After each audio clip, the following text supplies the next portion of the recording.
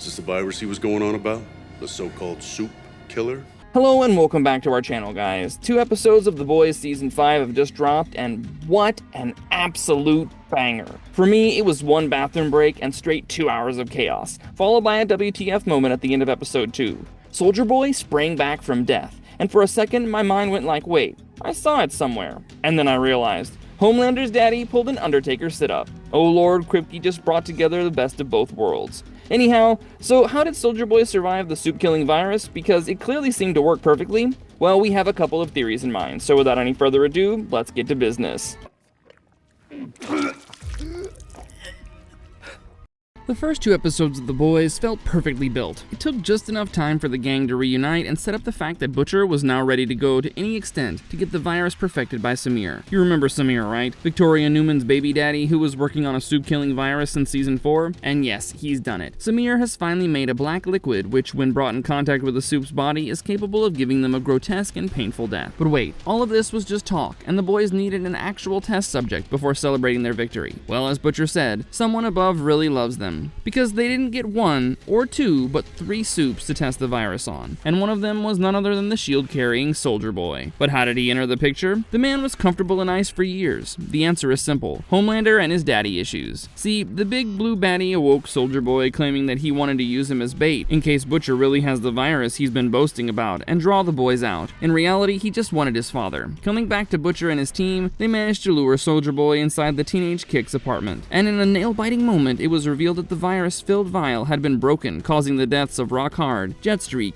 and Soldier Boy. Cut to the end of the episode, we see the bodies in hazmat body bags and the whole perimeter being sealed and cleaned. Homelander is more unstable than ever, and just when he was turned back and bidding goodbye to Soldier Boy, he sat up just like that. So what actually happened? Okay, let's rewind to the part where the virus is released. It was first Jetstreak and Rock Hard who started puking the black liquid from their mouth, with blisters appearing on their faces. Ultimately, Jetstreak collapsed on the floor while Rock Hard's face just burst. Soldier Boy got enough time to witness all this, throw a couple of snappy one-liners before the virus started affecting him and he went down. Kripke did a brilliant job in planting 100 questions in this one tiny moment. Why didn't it affect Soldier Boy as quickly as it did the others? Okay, let's say he was way too strong compared to Jetstreak, but Rock Hard? The boys went after him at first, believing he's as mighty and impenetrable as Homelander. In short, this soup was extremely powerful too, but it cracked pretty quickly under the effects of the virus. But mind you, Soldier Boy just got the blister and didn't throw up the black thingy. Secondly, he didn't seem to have a seizure like the other 2, and his body seemed to be fighting the alien element inside. Compared to them, Soldier Boy closed his eyes pretty softly, and we believed he was gone for good. But oh boy, we couldn't have been more wrong. The way Soldier Boy sat up made the entire virus escapade seem like a little roadblock for him. You know, as if he was just passed out for a while. The reason? Well, for starters, he is Soldier Boy. He is America's first and greatest superhero, long before Homelander even existed. That means Soldier Boy was among the first test subjects on whom Dr. Frederick Vaught tested Compound V, specifically V1. The experiment was a success, and he became one of the first and strongest soups in the world. Now, V1 was created by the Nazi scientists during World War II. In Gen V Season 2, a lot of info was dropped on V1, and the later Compound V, and it's starting to make sense now. A lot of the plot revolved around the return of Thomas Godolkin, who was one of the scientists helping Frederick. We got to know that once Germany started losing the world, they switched sides and moved to the US, where they helped create Soldier Boy. Cut to 1967, and Godolkin also injected himself with V1, and explained that while regular Compound V gives you superpowers like strength, durability, and healing, V1 makes you functionally immortal. Honestly, this version is arguably the best one we've ever seen. V1 even slows aging, which explains how Jensen Ackles can play Anthony Starr's father. Overall, it just seems way more stable and effective than anything that came later. The only 2 people to have V1 in their system were Soldier Boy and Stormfront, till we knew about Godolkin. After years of trial and error, Vaught ended up creating the version of Compound V that most modern soups have been using. But this version was a lot less stable.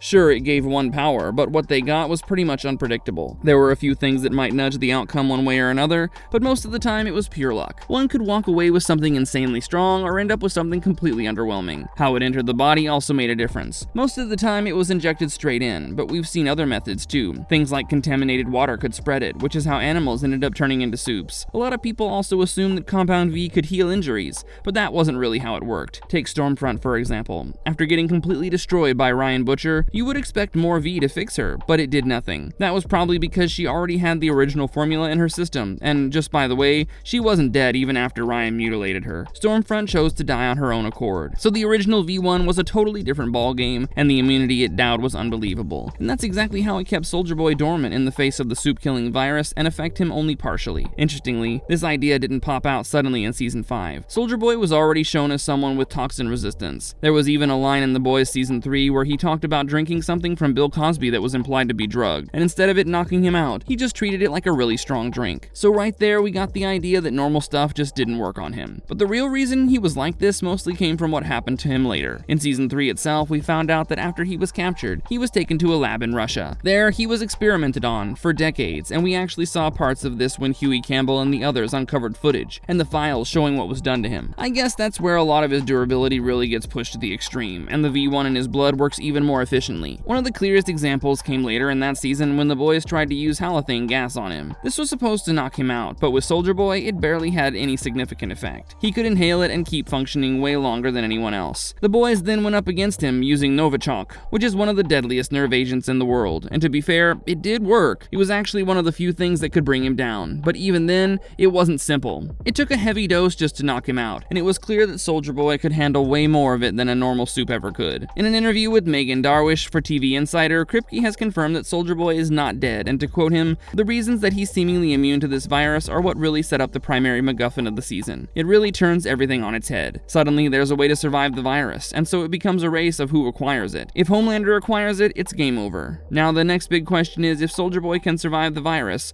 what are the chances Homelander's system can override it too? We already know about Project Odessa from Gen V, that the only two survivors of that experiment were Homelander and Marie Moreau. They were injected with a very early version of Compound V, basically an unstable variant of V1, which means it was closer to the original formula than anything used today. However, it was still experimental enough that its effects weren't fully stable or understood. That means Homelander gets the OG V1 into his system, and the only way to do so is through Soldier Boy. It's possible that Sister Sage can reverse engineer V1 using his blood. Homelander also has the advantage of having Soldier Boy's DNA in his body, so to get the first ever version of V1 up and running in his system might be easier.